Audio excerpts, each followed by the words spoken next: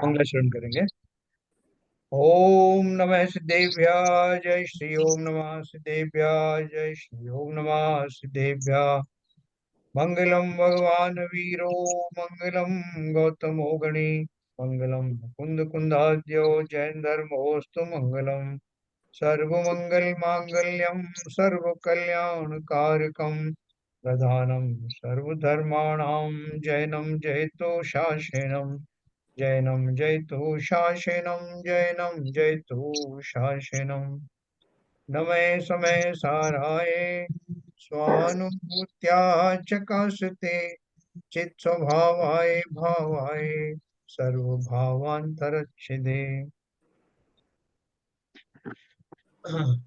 अध्यात्म अमृत कलश जो आचार्य अमृतचंद्र द्वारा लिखी हुई है, उसके माध्यम से हम जो अध्यात्म की बारीकियों को समझ रहे हैं, है ना। साथ साथ कुछ कुछ सिद्धांत पर भी प्रकाश डाला है, बट मुख्य रूप से अध्यात्म का स्वरूप हम समझ रहे हैं। तो कल जो हमने पढ़ा था उससे आगे का विषय अपन चालू करते हैं।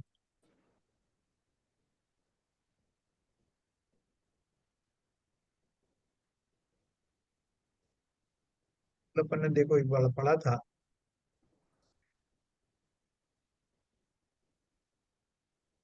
जैन दर्शन एक द्रव्य का दूसरे द्रव्य में स्वरूप सत्ता की अपेक्षा अत्यंत अभाव स्वीकार करके समस्त जड़ चेतन द्रव्यों की अस्खलित स्वतंत्रता स्वीकार करता है ना।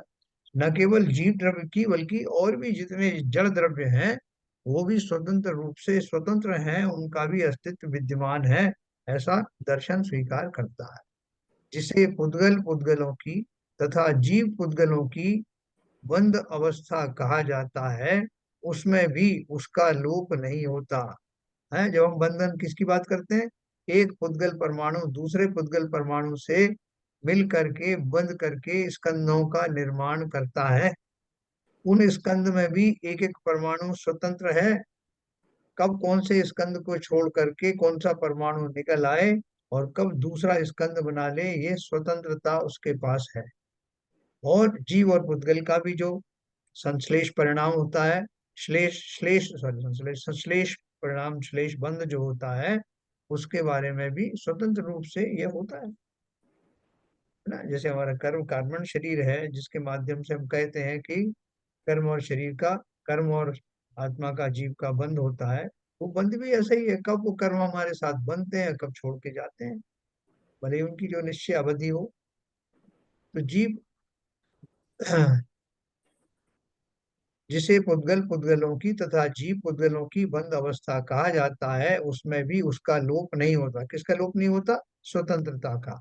वस्तु का वस्तुत्व क्या है, इसका ख्यापन करते हुए जिनागम कहता है कि प्रत्येक वस्तु का स्वरूप को ग्रहण कर रहना और अपने में अन्य को प्रविष्ट न होने देना, यही वस्तु का वस्तुत्व है?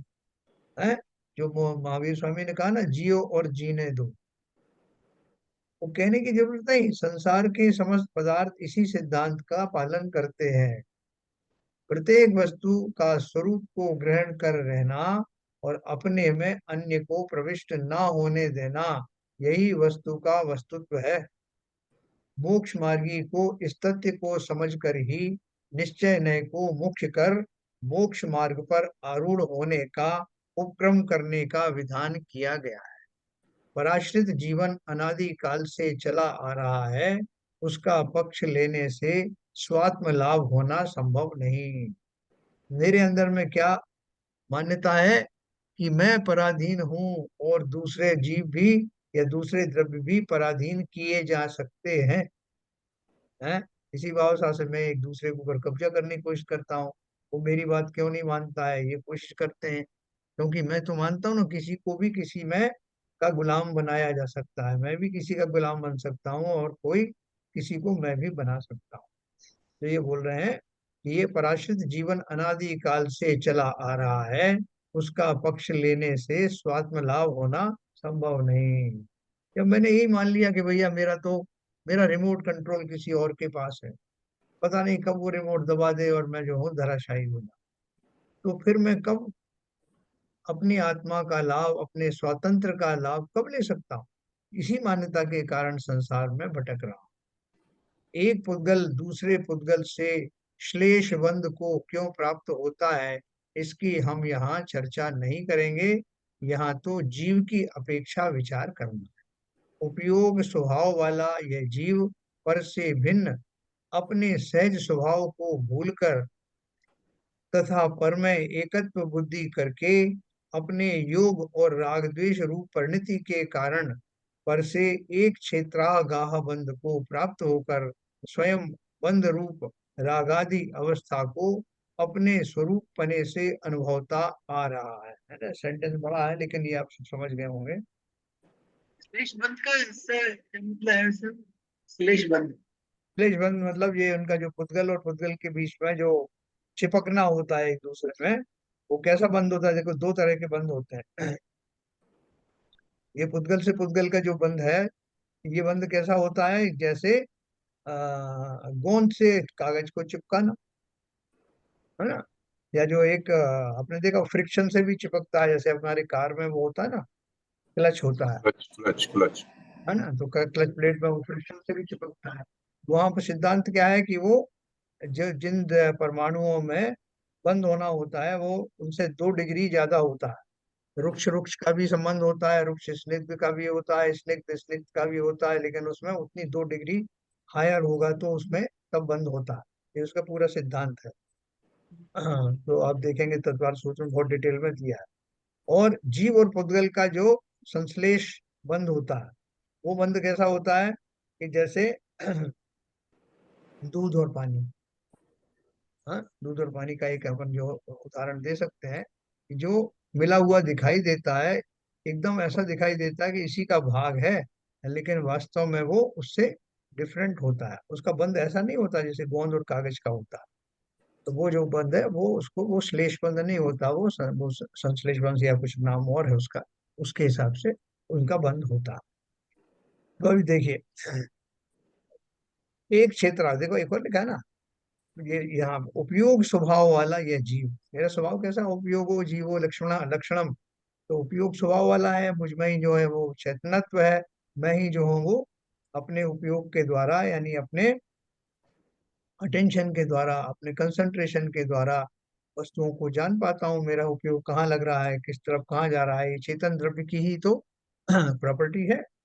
तो उपयोग स्वभाव वाला यह जीव पर से भिन्न अपने सहज स्वभाव को भूलकर तथा परमय एकत्व बुद्धि करके अपने योग और राग द्वेष रूप परिणति के कारण पर से एक क्षेत्रावगाह रूप बंध को प्राप्त होगा। मेरा और पुद्गल शरीर का कैसा संबंध है? एक क्षेत्रावगाह। जैसे दूध और पानी का उदाहरण मैंने आपको दिया कि वो एक ही क्षेत्र में रहते हैं। उतने ही उतने ही प्रदेश घेरता है। जब शरीर और आत्मा एक साथ रह रहे हैं, तो वो जो असंख्य प्रदेशधारी जो में जीव है, उसमें असंख्य प्रदेश में वो उसका जो शरीर का भाग भी उसमें आ जाता है। उसी क्षेत्र में शरीर है, उसी में जीव है, तो उसको एक क्षेत्र अवगाह संबंध कहते हैं। राग द्वेष परिणति के कारण पर से एक क्षेत्रावगाह रूप बंध को प्राप्त होकर स्वयं बंध रूप रागादि अवस्था को अपने स्वरूप पने से अनुभवता आ रहा है। मैं क्या महसूस करता हूँ भाई साहब? मैं तो बंधा हुआ हूँ, कब से बंधा हुआ हूँ। वही राजस्थान के ऊंट की तरह मैंने बताया ना आपको कि वो ऊंटों को बांधने वाला वो परेशान हो गया कि रोज रोज क्या इसको बांधना। तो उनके पास आता है और एक एक्टिंग करता है कि उसने जैसे फंदा उसके चारों तरफ डाल दिया है, डालता नहीं। और वो ऊंट भी समझ लेता है कि अब तो बंधन पड़ गया, अब मैं कैसे उठूंगा। तो ठीक उसी प्रकार से ये जीव जो बहुत बलवान है, जिसमें बहुत सामर्थ्य है कर्मों की, तो क्या विसात है, लेकिन स्वयं को बंधा हुआ रागी द्वेषी मान करके मजबूर बना रहता है। तो यहाँ वही कह रहे हैं, देखो अपनी ये अवस्थाएं समझो कि मैं क्या, कहा मेरी कमजोरी क्या है और मेरी स्ट्रेंथ क्या है। स्वोट एनालिसिस करना। Strength, weaknesses, opportunity and threats. क्या करना? यदि उसे इस रागादि रूप अवस्था से मुक्त होकर अपने अकेलेपन स्वरूप स्वाभाविक अवस्था को प्राप्त करना है, तो विवेकपूर्ण दृष्टि के साथ उसकी स्वसहाय स्वयं की प्रवृत्ति क्या होनी चाहिए, इसका मुख्य रूप से विवेचन द्रव्यान योग के प्रमुख ग्रंथ श्री समय सार में किया गया है। समय सार उसका प्रमुख ग्रंथ है। किसका प्रमुख ग्रंथ है? द्रव्यान योग का। द्रव्यान योग क्यों पढ़ रहे हैं? वो लिख रहे हैं, यदि मुझे अपनी स्वाभाविक अवस्था प्राप्त करना है, तो विवेकपूर्ण दृष्टि के साथ उसकी स्वसहाय स्वयं की प्रवृत्ति क्या होनी चाहिए, इसका मुख्य रूप से विवेचन द्रव्यानि योग के प्रमुख ग्रंथ श्री समय सार में किया। समय सार उसका प्रमुख ग्रंथ है, इसलिए उसका व्याख्यान और मनन इसी दृष्टि से किया जाना आवश्यक है। यह एकांत नहीं है, किंतु इस प्रयोजन को ध्यान में रखकर सम्यक नय का स्वीकार है, क्योंकि समग्र मोक्ष मार्ग नए दृष्टि का फलित रूप है। कोई बोले साहब आप अपने को एकांत रूप से मान रहे हो कि आप जो है वो आ, आ, इन सब जो है बंधनों से मुक्त है, राग आदि आपके स्वभाव नहीं है, आप ऐसा क्यों मान रहे हो? एकांत से बोले, एकांत से नहीं मान रहे हैं। ये तो हम अनेकांत से मान रहे हैं कि वर्तमान में मेरी दशा अशुद्ध अवश्य दिखाई दे रही है, लेकिन निश्चय न से तो मैं कैसा हूँ? इन सबसे अलग हूँ, एकाकी। मैं एकाकी, एकत्व लिए सब ही आते। जब मैं अपनी बात करता हूँ तो ये बात नहीं है कि मैं अपनी अकेले की बात कर रहा हूँ।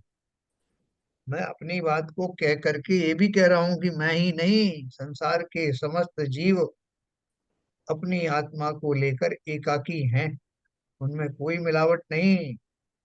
मैं एकाकी, एकत्व लिए सब ही आते। कैसे एकत्व लिए सब आते हैं? तन धन को साथी समझा था, पर ये भी छोड़ चले ले जाते हैं। क्यों चले आते हैं? क्योंकि मेरा स्वभाव ही ऐसा है कि वो उसमें रह नहीं सकते। तो यह एकांत नहीं है, किंतु इस प्रयोजन को ध्यान में रखकर सम्यक न्याय का स्वीकार है, क्योंकि समग्र मोक्ष मार्ग नए दृष्टि का फलित रूप है।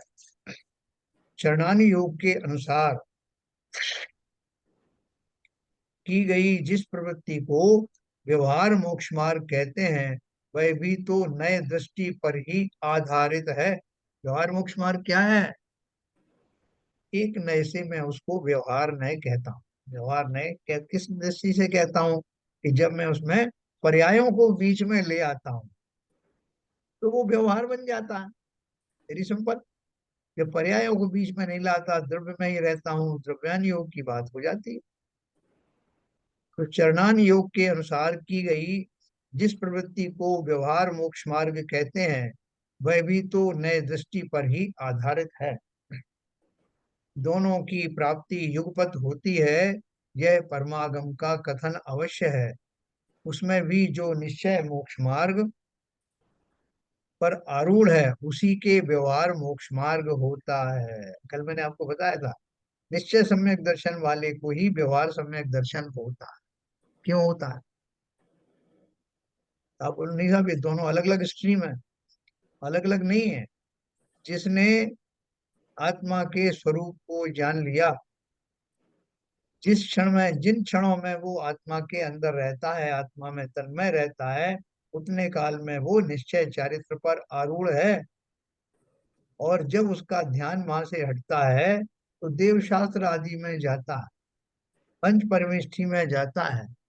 तब भी पंच परमेष्ठि में जाने का अर्थ ये नहीं है कि वो जो है वहां से अपने स्वरूप से डिग गया। पंच परमेष्ठि में भी वो अपने स्वरूप की झलक देख रहा है ना, कि कैसे हैं पंच परमेष्ठि, जिन्होंने अपनी आत्मा को जान करके उस दिशा में कदम बढ़ाया। तो जान तो अभी भी रहा है, उसी हिसाब से आत्मा को जान रहा है, परोक्ष में जान रहा है, इनडायरेक्टली जान रहा है। तो अभी डायरेक्टली कर रहा था। तो जो जितने काल में डायरेक्टली चिंतन है वो निश्चय चारित्र है, जितने काल में वो देवशास्त्र गुरु आदि पर द्रव्यों के माध्यम से अपने को जानता है, उसके माध्यम से संसार को जानने की बात नहीं। उस आचरण के द्वारा, उन परमेष्टियों के द्वारा, उन आलम्बन के द्वारा, उनके माध्यम से अपने को जानता है, तो व्यवहार चारित्र है। व्यवहार चारित्र इसे नहीं कहते पूजन पाठ कर लिया तो वो व्यवहार चारित्र है, हमने बना दिया उसको। क्यों बना दिया? क्योंकि हम मानते हैं कि हम पूजन पाठ के माध्यम से वही तो कर रहे हैं, हम पंच परमेष्टि का चिंतन कर रहे हैं, देव देव का चिंतन कर रहे हैं, आत्मा का कर रहे हैं। अगर यस, अगर वैसा ही कर रहे हैं तो हमारा व्यवहार चारित्र है। लेकिन हम जो है वो किताब पढ़ रहे हैं, द्रव्य यहाँ से वहां ट्रांसफर कर रहे हैं, हमारा चित्त कहीं और है, ना हम आत्मा के दर्शन, अपने आत्मा के दर्शन कर रहे हैं और ना ही जिनेंद्र देव के, तो काय का व्यवहार? फिर तो हम ठग रहे हैं अपने आप को और संसार को, है ना। तो क्या बोला उन्होंने? जो निश्चय मोक्ष मार्ग पर आरूढ़ है, उसी के व्यवहार मोक्ष मार्ग होता है। इसलिए जो सम्यक दृष्टि होता है, सम्यक दृष्टि को निश्चय मोक्ष मार्ग तो होता ही है, व्यवहार मोक्ष मार्ग भी उसी को होता है। अपन कह जरूर लेते हैं कि भाई साहब हम व्यवहार पर चल रहे हैं, हम अभी व्यवहार में का पालन कर रहे हैं, व्यवहार मोक्ष मार्ग पर हैं, क्योंकि निश्चय में जाने का तो हमारा अभी कुवत है नहीं।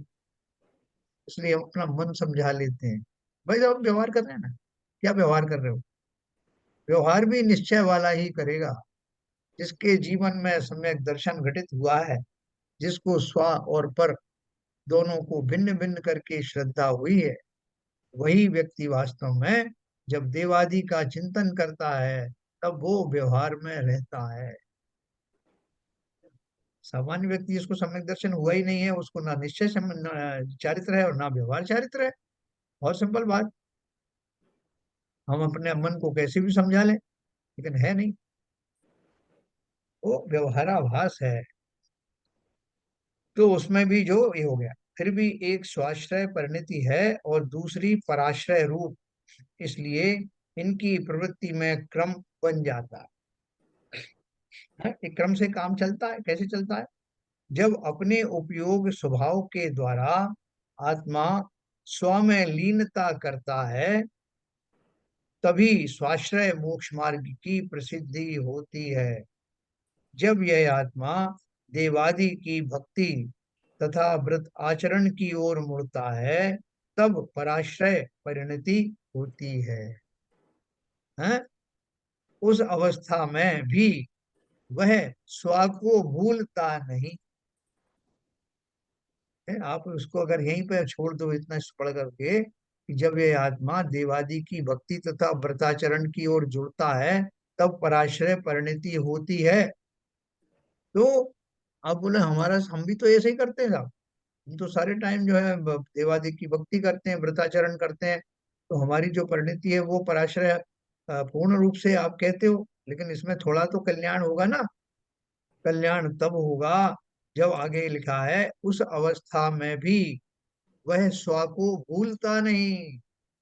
इसलिए अबुद्धि पूर्वक स्व आश्रय पर्याय की उपस्थिति बनी रहती है। किनको बनी रहती है? छठे गुणस्थान वर्ती मुनिराज में और सातवें गुणस्थान वर्ती मुनिराज में क्या अंतर है? इतना ही मात्र अंतर है। सातवें गुणस्थान में स्व में लीन होते हैं, छठवें गुणस्थान में देवादि की श्रद्धा भक्ति आदि के भाव आने लगते हैं, लेकिन बैकग्राउंड में अपने स्वामित्व का, अपने जीवत्व का, अपनी चैतन्यता का भाव निरंतर बना रहता है। वह डायरेक्ट है, यह डायरेक्ट। लेकिन ये दोनों ही परिणति निश्चय और व्यवहार वाली सम्यक दृष्टि को ही होती है। तो आप बोलोगे हमारे सब ये पूजा पाठ सब बेकार है कैसा? तो हम क्यों करें इसको? बेकार नहीं, लेकिन कोशिश तो यही करो ना कि जैसा लिखा है वैसे भाव बना लो। सम्यक दर्शन कोई लिखित में कोई सर्टिफिकेट थोड़ी मिलता है, एक समय की पर्याय है। ऐसा चिंतन करते करते कि जिनदेव की भक्ति करते करते स्वा की उपस्थिति, स्वा का परिचय निरंतर बना रहे, वो फीलिंग निरंतर बनी रहे कि मैं कौन हूँ। जिनेंद्र देव के उन गुणों से और मेरे गुणों में कोई अंतर नहीं, ऐसा भाव निरंतर बना रहे, तो मैं उस काल में कम से कम व्यवहार में तो हूँ। व्यवहार में भी नहीं हूँ। और व्यवहार, चलो सम्यक दर्शन वाला व्यवहार नहीं हो तो सम्यक दर्शन के आसपास वाला व्यवहार समझ। तो मैं भी वह स्व को भूलता नहीं, इसलिए अबुद्धि पूर्वक स्व आश्रय पर्याय की उपस्थिति बनी रहती है, और 10वें गुण स्थान तक पराश्रय परिणति के बीज रूप राग की भी सत्ता बनी रहती है। जो साधक लगे हुए हैं, मुनिराज आदि लगे हुए हैं, वो 6वें 7वें गुण स्थान में भी पूर्णता वीतरागी नहीं हुए। वीतरागी हो जाते तो फिर आगे जो केवल ज्ञान की जरूरत क्या रहती। लेकिन वो कर रहे हैं कि 12वें गुण स्थान तक, इन्होंने 10वें गुण स्थान तक मुख्य रूप से इसलिए रखा है कि 10वें गुण स्थान तक ही मोहिनी कर्म का अस्तित्व रहता है।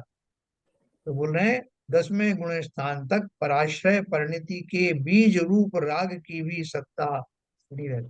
यानी बीज रूप मतलब उसकी ट्रेसेस मौजूद रहती हैं राग की। राग तो बहुत थोड़ा रह जाता है, तो सूक्ष्म लोभ कषाय रह जाती है, तो उतने रह जाती है। इसीलिए आगम में व्यवहार नय को पराश्रित और निश्चय नय को स्व आश्रित कहकर पराश्रय परिणति और उसके बीज रूप प्रशस्त राग को भी हेय कहा है। पूरा पेड़ नष्ट हो गया साहब, उसके थोड़े एक दो बीज पड़े हुए हैं घर में, तो भैया डर है कि कहीं बच्चे इस बीज को ना बो दें, तो उन बीजों को भी हम हटा देते हैं। उसी प्रकार से ये राग के जो कण हैं, जो 10वें गुण स्थान में के पहले तक मौजूद रहते हैं, 10वें गुण स्थान तक रहते हैं, वो भी हटाने योग्य है। ऐसी निरंतर प्रतीति और संकल्प उन मुनियों के बना रहता है ना। इसलिए उस राग को, और वो कौन सा राग होता है, संसार वाला राग नहीं होता। जिनेंद्र देव कितने अच्छे हैं, भगवान कितने अच्छे हैं, भगवान ने क्या क्या नहीं किया। पंच परमेष्टि की जय हो। उनसे जो अनुराग है, उस राग की बात कर रहे हैं। उस राग को भी हे मानते हैं कि भैया ये भी कब जाएगा। आप कहोगे कि ये कैसी बात हुई, पंच परमेष्टि से ही राग छुड़ा रहे हो आप। हम बिल्कुल छुड़ा रहे हैं, क्योंकि जब तक कोई भी पर पदार्थ से मेरे अतिरिक्त बाकी सब पर है, जरा भी किंचित भी मेरा मोह रहेगा, तो मुक्त दशा की प्राप्ति होगी ही नहीं। तो कितना सिंपल भाषा में लिखा है ये पूरा सिद्धांत।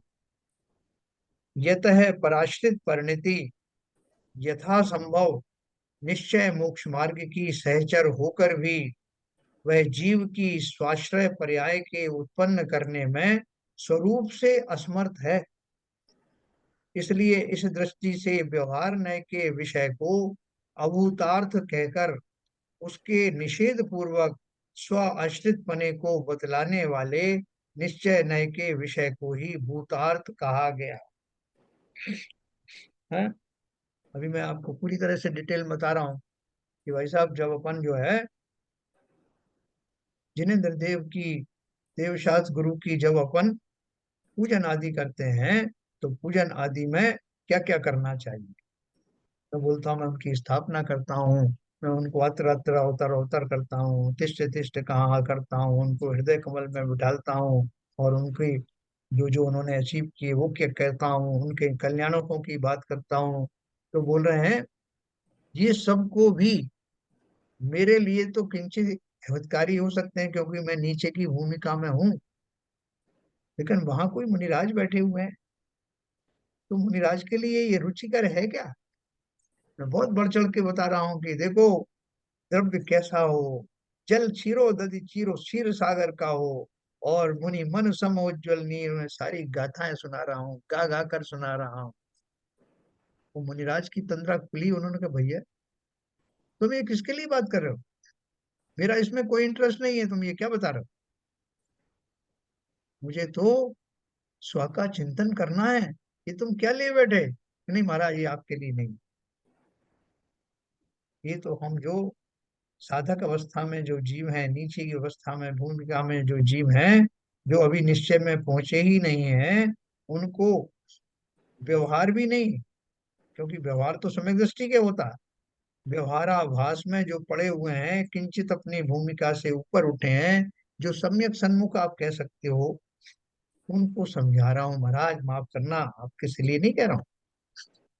इसलिए उन्होंने क्या कहा, इसलिए इस दृष्टि से व्यवहार नय के विषय को अभूतार्थ कहकर, किसके लिए, मुनियों के लिए अभूतार्थ है, उनके लिए क्या इसका फायदा है, उसके निषेध पूर्वक स्व आश्रित पने को बतलाने वाले निश्चय नय के विषय को ही भूतार्थ कहा गया है। तो बोले अभी आपने कहा ये तो मुनियों के लिए भूतार्थ है, हमें क्यों बता रहे हो? अरे भैया तुम भी बनने वाले हो मुनि, नहीं बनोगे क्या? नहीं बनोगे तो मोक्ष जा भी नहीं सकते, इसलिए ये विषय तुम्हारे लिए भी है। प्रकृत में भूत अर्थ क्या है, इसका विवेचन करते हुए आचार्य कहते हैं, भूतार्थ शब्द है ना, कि अबद्ध, अस्पृष्ट, अनन्य, नियत, अविशेष और असंयुक्त ज्ञायक स्वरूप आत्मा ही भूतार्थ है। समय सार की जो गाथा में ये शब्द सब आए हैं, अबद्ध, अस्पृष्ट, अनन्य, जो बंधा हुआ नहीं है, और जो अपने आप में किसी से छूता हुआ नहीं है, जो अनन्य है, मतलब उसके अंदर में और कुछ भी नहीं है, स्वाका स्वामी ही तत्व है, जो नियत है, जो डेफिनेट है, अविशेष है, और असंयुक्त, किसी और से युक्त नहीं, ऐसा ज्ञायक स्वरूप आत्मा ही भूतार्थ है। समय सार की पहली गाथाओं में ये लिखा है, प्रारंभिक गाथाओं,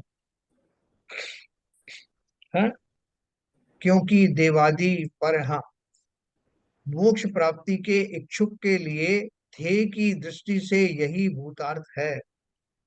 कि भाई साहब, शुरू शुरू में मैं सोचता था कि मुझे भी अमिताभ बच्चन बनना है, धर्मेंद्र बनना है, तो मैंने अपने घर में एक फोटो लगाई, जगह जगह दीवारों पर लगाई थी, ब्रश करते समय भी अमिताभ बच्चन दिखाई दे, सोते वक्त बेडरूम में भी लगा दी, ड्राइंग रूम में भी लगा दी। क्यों लगा दी?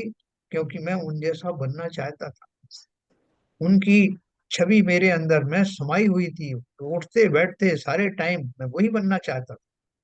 तो बोल रहे हैं, मोक्ष प्राप्ति के इच्छुक के लिए ध्येय की दृष्टि से यही भूतार्थ है।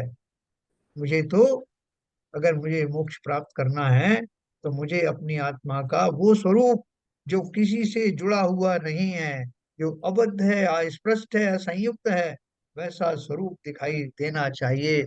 उठते बैठते सोते जागते वही स्वरूप मेरे जहन में बैठा रहना चाहिए, है, क्योंकि देवादि पर हैं।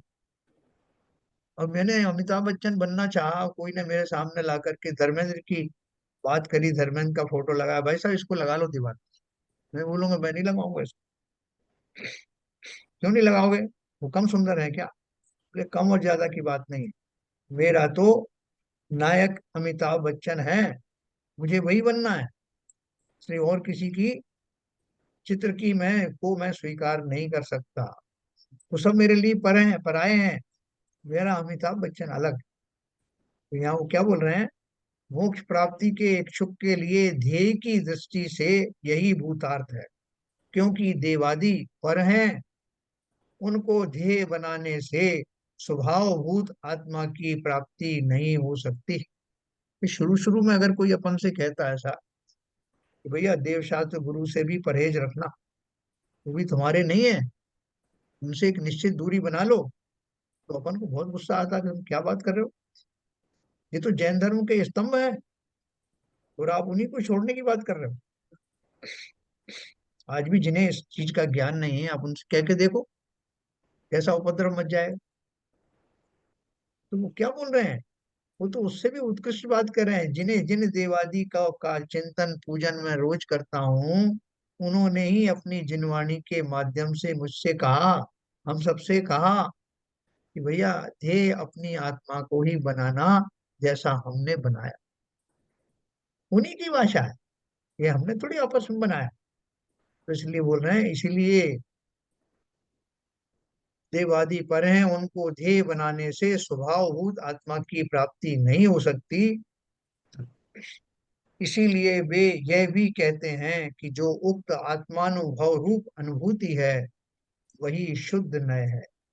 विषय विषय के अभेद से यह आत्मा ही है, और कर्ता कर्म में अभेद होने से वही सम्यक दर्शन है। क्या बोल रहे हैं? विषय विषयी के अभेद से वह आत्मा ही है। किसका विषय? आत्मा का। किसमें विषय? आत्मा में। जैसे गुण और गुणी में कोई भेद थोड़ी है। जिसमें गुण है उसको गुणी, और गुणी कहते ही हैं गुण के धारक को। विचार करके देखा जाए तो वही सम्यक ज्ञान और वही सम्यक चारित्र है। प्रयोजन की दृष्टि से वही जिन शासन है, क्योंकि कोई भी जीव उक्त स्वरूप आत्मा में तन्मयता प्राप्त करके ही क्रमशः पूर्ण रूप से परमार्थ का भागी होता है। हाँ? तो सम्यक ज्ञान और सम्यक चारित्र क्या है? अपने आत्मा के स्वरूप को और भी विस्तार से जानना। हाँ? एक तो श्रद्धा के बल पे मैंने समझा है, मैंने मान लिया कि मैं आत्मा हूं। अब मानने के बाद मुझे अपने और भी विशेष ज्ञान हुआ, अपने स्वरूप का विशेष ज्ञान हुआ। मान्यता तो पहले ही होगी, सुधर गई। तो सब तरह से जो विशेष ज्ञान हुआ, स्वरूप का ज्ञान हुआ, वो सम्यक ज्ञान। और अब ज्ञान होने के बाद स्वरूप से बाहर निकलने का मन ही नहीं करता, स्वरूप में ही बना रहता हूँ, ये सम्यक चारित्र है ना। परिभाषा के हिसाब से बहुत सिंपल है। और प्रयोजन की दृष्टि से वही जिन शासन है। हम बोलते जिन किनका शासन है भाई साहब आजकल? तो महावीर भगवान का शासन आपको मालूम नहीं क्या? अरे वो किस अपेक्षा से कहा जाता है कि हमारे अंतिम तीर्थंकर वो हुए, उनके बताए हुए जो मार्ग है वो अभी अभी जो है हमारे पास से गुजरा है। अभी अभी नई नई रचनाएं, जैसे कहते हैं ये किताब अभी अभी प्रिंट हुई है, नई निकली, उसी तरह से कह दिया। ये सब नया वाचनालय, ये नया प्रिंटिंग प्रेस खुली है, अभी अभी इसमें से किताब निकली, उसके हिसाब से कह दिया। कभी इस प्रिंटिंग प्रेस का जमाना है। तो जन शासन कोई महावीर स्वामी का अकेले का थोड़ी। तो यहाँ का अर्थ क्या है कि करंट में उनका उपदेश जो है वो वर्तमान से अभी अभी उनका वर्तमान समाप्त हुआ। तो यहाँ क्या बोल रहे हैं? प्रयोजन की दृष्टि से वही जिन शासन है, क्योंकि कोई भी जीव उक्त स्वरूप आत्मा में तन्मयता प्राप्त करके ही क्रमशः पूर्ण रूप से परमार्थ का भागी होता है। इस दृष्टि से अन्य सब बाह्य क्रिया अकिंचित कर है, अवांछनीय है, उनसे कुछ होने वाला नहीं। अरे क्या बात कर दी आप! और सिर्फ एक ही बात आपने रखी कि आत्मा में तन्मयता प्राप्त करो, उसके अतिरिक्त सारी चीजें फालतू हैं, उनसे कुछ होने वाला नहीं। इस दृष्टि से अन्य सब बाह्य क्रिया अकिंचित कर है। जो उनका पक्ष लेता है वह उक्त अवस्था का भागी नहीं होता। यह उक्त कथन का तात्पर्य है।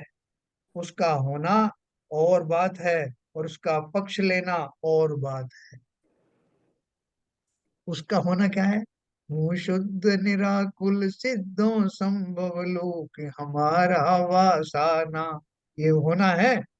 और उसका पक्ष लेना और बात है। पक्ष लेना कि मैं तो ऐसा ही रहना है, नहीं, पक्ष नहीं ले रहा हूं, मैं कह रहा हूं ये मेरी मजबूरी है।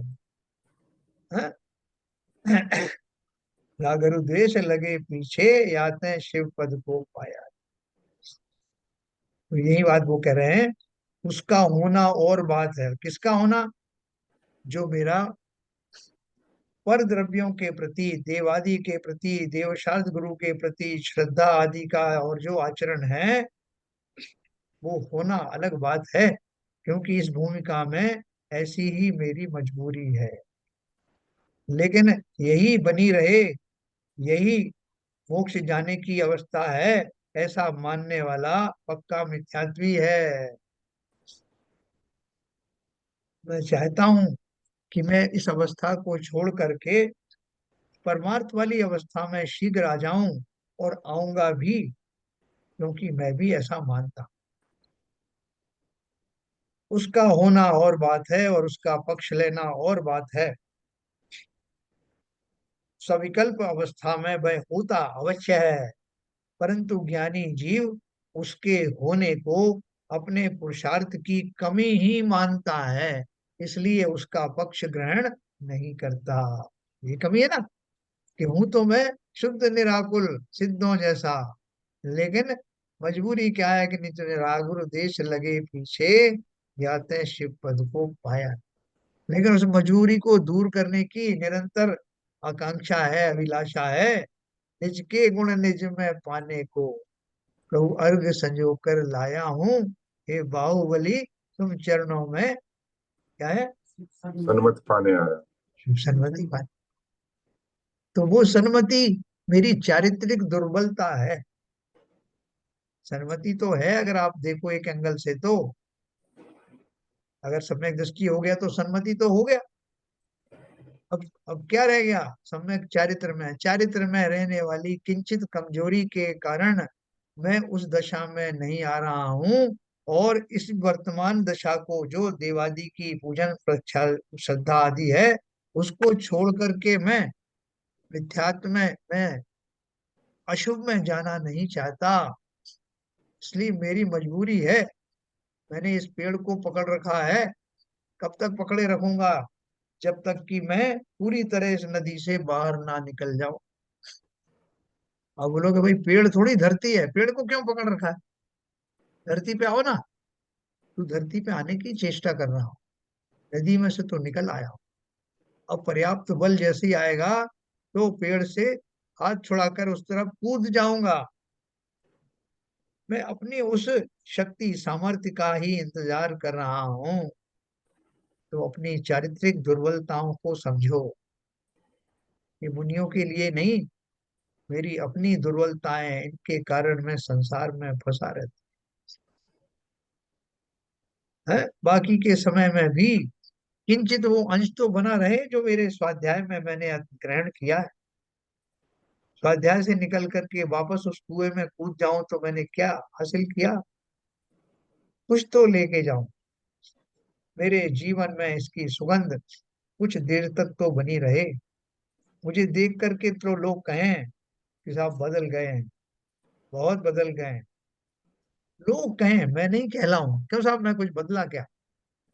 बोले आप पहले जैसे ही मूर्ख हैं, क्या बदलेगा, हैं।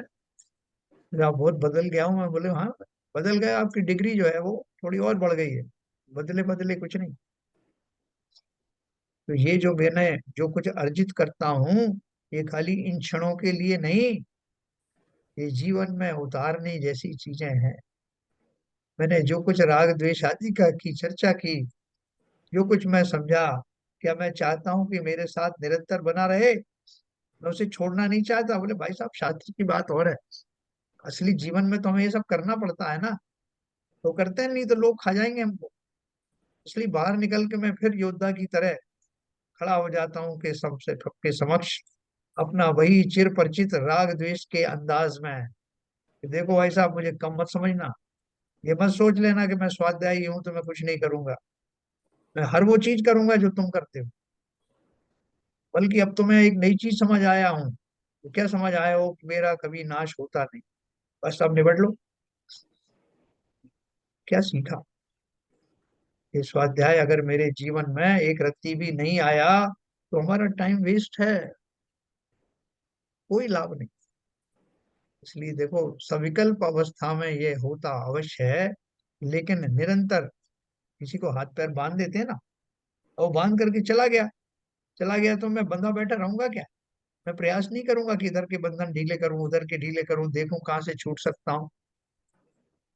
ऐसा निरंतर प्रयास करना, स्वाध्याय को लजाना नहीं। लोग तो क्या, मैं स्वयं ही अपनी नजरों में गिर जाऊंगा कि मैंने क्या किया, क्या मैंने सीखा। मेरा मान कषाय, मेरी मायाचारी, मेरा लोभ, मेरा क्रोध वैसा यथावत बना हुआ है। मैं अपना दम भरता हूँ साहब कि मैं तो 10 साल से स्वाध्याय कर रहा हूँ। तो लोग बोलेंगे कि भैया अच्छा रहा हम इस चक्कर में नहीं पड़े, तुमने तो, हाँ तुमने 10 साल वेस्ट कर दिए, तुम में कोई अंतर नहीं आया, बल्कि पहले से ज्यादा और निष्णात हो गए हो, निपुण हो गए हो। ये हमको हमारा इंप्रेशन इस तरह का गया, तो जिनवाणी का बहुत बड़ा अभिनय है। इसलिए अपने जीवन में निरंतर सुधार करना। संसार तो जैसा है वैसा ही रहने वाला है।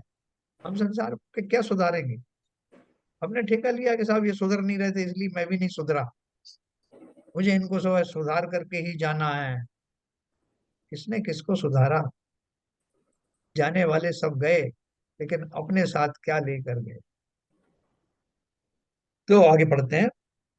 जहां व्यवहार न्याय के समान निश्चय न्याय के पक्ष को छोड़ने की बात कही गई है, वहां दोनों प्रकार के विकल्पों को छोड़ने का ही विधान किया गया है।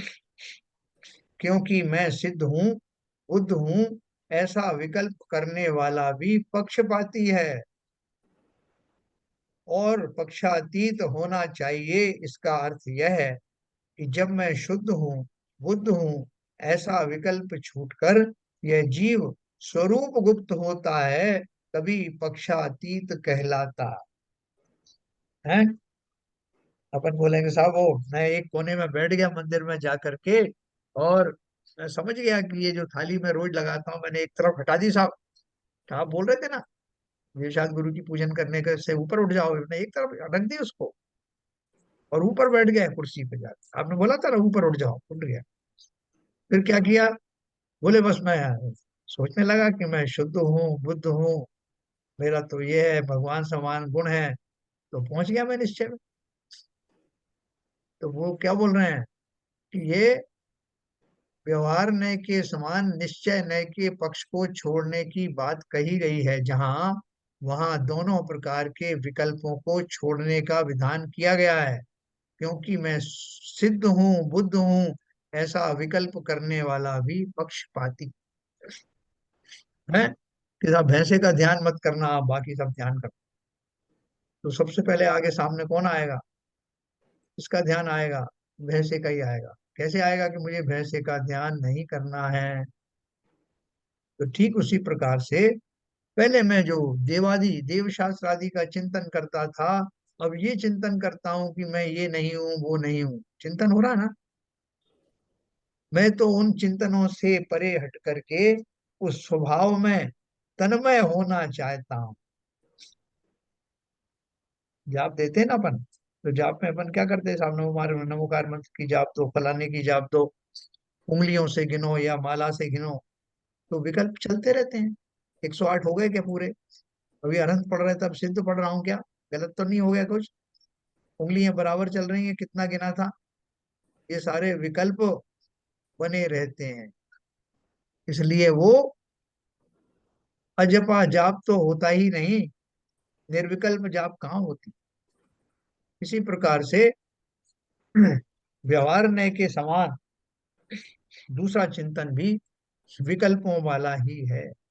मेरी दिशा कौन सी है? मुझे तो उस स्थान पर आना है जहाँ किसी तरह का विकल्प ना हो, देव शास्त्र गुरु भी ना हो, और मुझे अपने बारे में भी रट लगाने की जरूरत नहीं हो कि मैं बुद्ध हूँ, मैं शुद्ध हूँ, मैं शुद्ध आत्मा हूँ, फलाना हूँ, ढिमका हूँ। जो हूँ वैसा ही तन्मय हो जाऊं।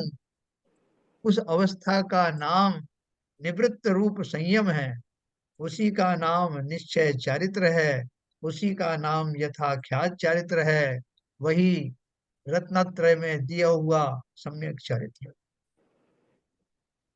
अब बोलोगे कि साहब बहुत अच्छा आएगी कैसे? ऐसे ही आएगी, ये क्रम है। लेकिन क्रमातीत होने के बाद दशा वो आएगी, ये विश्वास रहना चाहिए, ये लक्ष्य रहना चाहिए। पक्षातीत होना चाहिए, इसका अर्थ यह है कि जब मैं शुद्ध हूँ, बुद्ध हूँ, ऐसा विकल्प भी छूटकर यह जीव स्वरूप गुप्त होता है। स्वरूप गुप्त का अर्थ क्या है?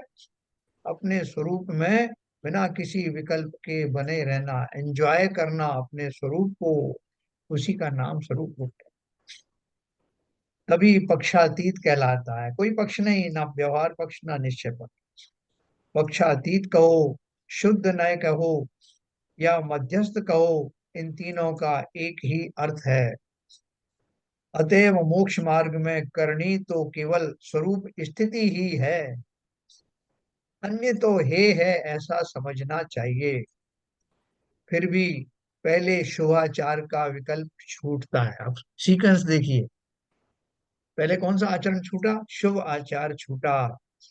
उसके बाद मैं शुद्ध हूँ, बुद्ध हूँ, ये विकल्प ही आएगा। यह विकल्प छूट करके फिर जीव निर्विकल्प हो जाता है। वो रनवे के ऊपर में वो चलता है ना, आपका एरोप्लेन, तो पहले क्या करता है वो? पहले स्टार्ट होता है, इधर उधर हिलता है डुलता है, वो उसकी पोजीशन सेट करता है, फिर उसके बाद दौड़ने लगता है रनवे पर। अब दौड़ते दौड़ते सड़क उस पे, जमीन पर दौड़ने से थोड़ी वो ऊपर उड़ जाएगा। उड़ने के लिए तो उसको जमीन छोड़नी पड़ेगी, लेकिन जमीन छोड़ने से पहले उतनी दूर तक का उसका भ्रमण वो भी आवश्यक है ना। तो बहुत क्लैरिटी के साथ समझना, जमीन पर तेज दौड़ने के बिना जमीन छूटती नहीं, और जमीन छूटे बिना आकाश में उड़ान होती नहीं।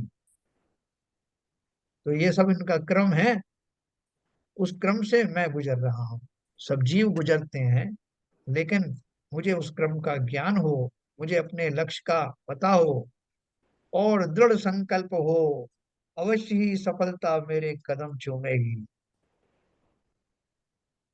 मेरा तो बड़ा दुर्भाग्य था कि जो मुझे इस तरह की देशना नहीं मिली, मुझे ये बात समझ में नहीं आई।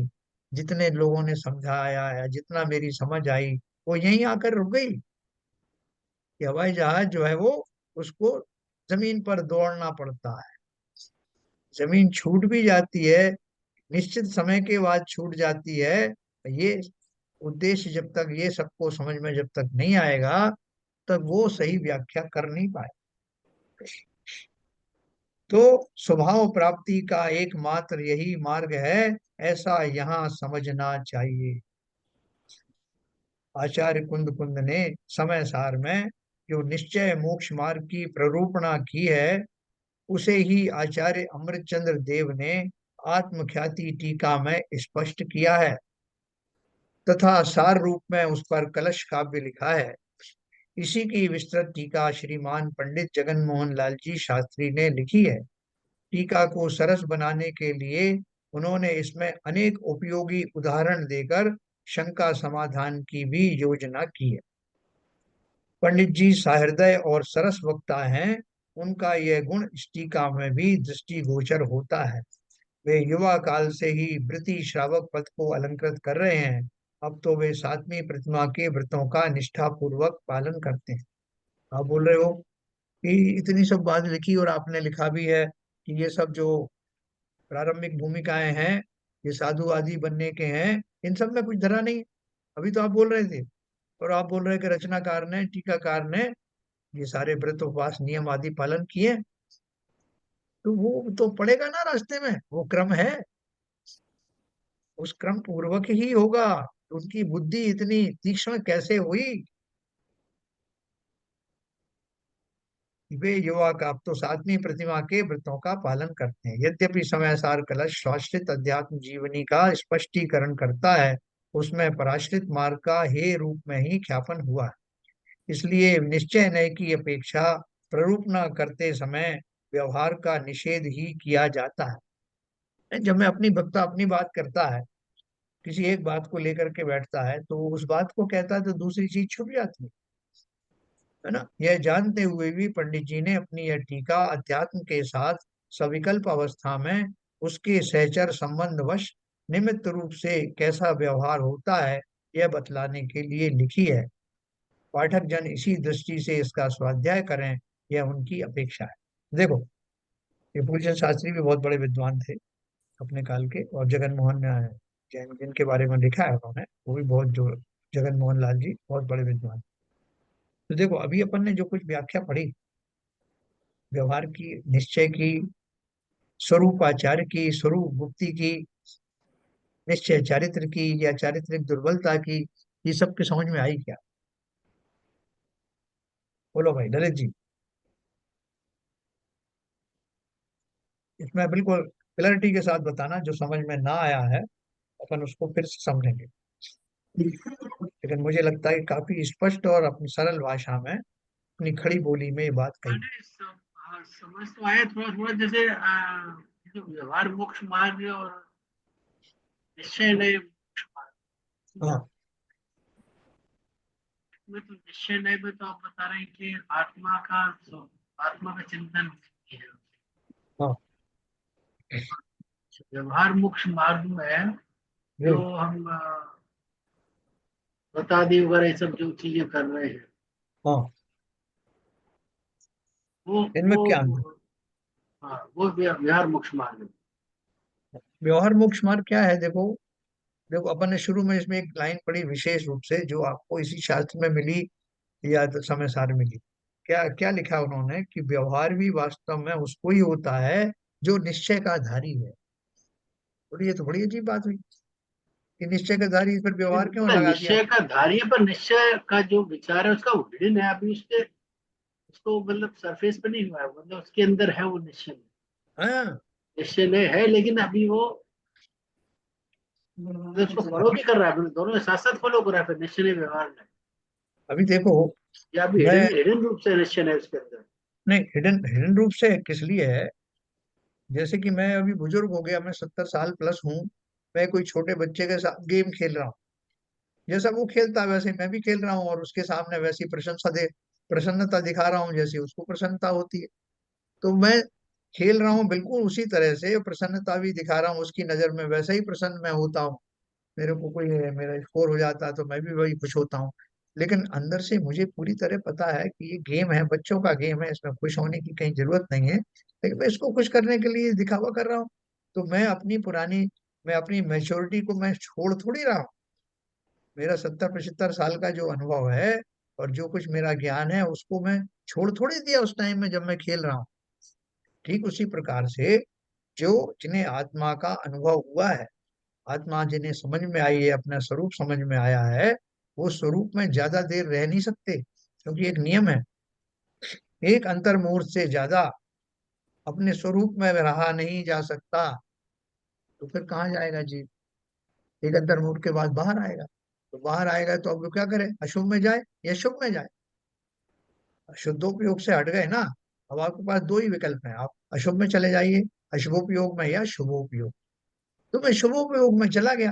और कौन से शुभोपयोग में चला गया? उच्च कोटि के शुभोपयोग में चला गया।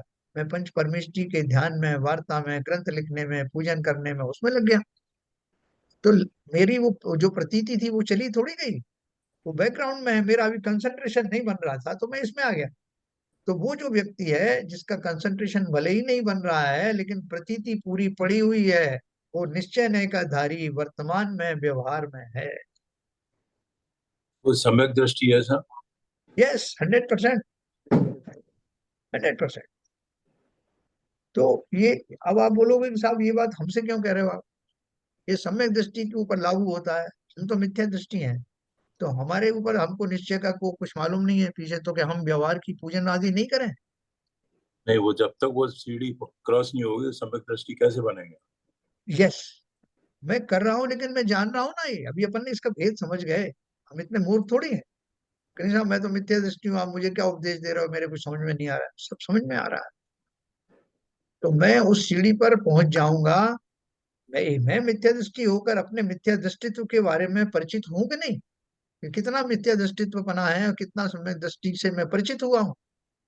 देखो बहुत बढ़िया चीज है, मुझे ही समझना है समय सही बात। दृष्टि का निश्चय क्या होता है, व्यवहार क्या है, वर्तमान में मैं कहाँ खड़ा हुआ हूँ, सम्यक दर्शन कैसे प्राप्त होगा। ये क्लियर कट हमको मार्ग दिखाई दे रहा। हम नहीं कर पा रहे हैं वो अलग बात। क्या सही बात। ललित जी? बिल्कुल सही है। सही। चलिए बहुत बढ़िया। देखो ये सब विषय पढ़ने से समय में ही एक तो मतलब वास्तव में बहुत उनके प्रति आ, विशेष मतलब उनका कृतज्ञपना आता है, जिन्होंने हमको इस मार्ग को इतने क्लैरिटी के साथ समझाया। बड़ा बहुमान आता। भले ही ये 40 45 मिनट के समय में हम इसका रस लेते हैं, स्वाद लेते हैं, लेकिन ये खाली नहीं जाएगा। आप कोशिश भी कर लो कि इसको विस्मृत कर दो 1 घंटे बाद, ये संस्कारों में प्रविष्ट हो गया है, आपको मुश्किल दिनों में काम आएगा। ठीक है सर, चलिए, समय हो गया। हरभजन साहब कितने दिन के लिए जा रहे हैं भाई? 1 हफ्ते के लिए सर। हैं? 1 हफ्ते। 1 हफ्ते। चलिए, एंजॉय करिए, अभी बाहर जा रहे हैं कहीं, जयपुर, जिनवाणी स्थिति का।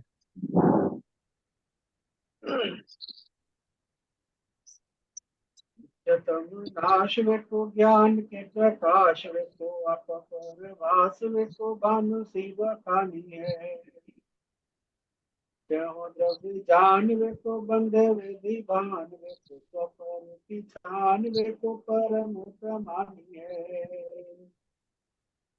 अनुभव बताए वे को जीव के जताए वे को काहू न सताए वे को भगे और आनी है।